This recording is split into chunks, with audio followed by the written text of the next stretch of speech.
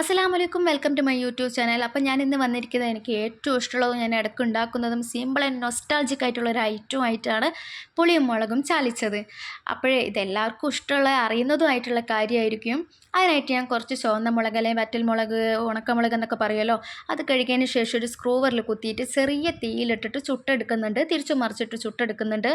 അപ്പോൾ ഈ ഒരൊറ്റ കറി മതിട്ടോ ഒരു പറ ചോറുണ്ണാൻ. ഇങ്ങനെ ചുട്ടെടുത്തതിന് ശേഷം ഇതൊരു പാത്രത്തിലേക്ക് ചൂടാറാൻ വെക്കുന്നുണ്ട്.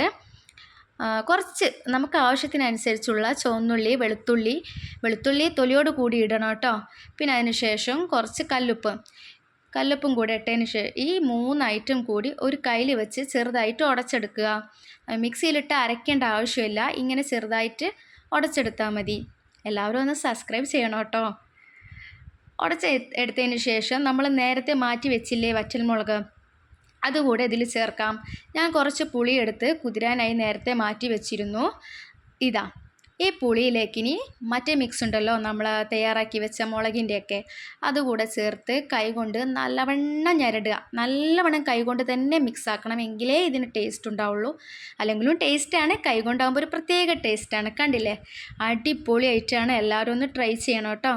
ശരി, അസ്സലാമു അലൈക്കും. ഇനി അടുത്തൊരു വീഡിയോ ആയിട്ട് കാണാം ഇൻഷാ അല്ലാ.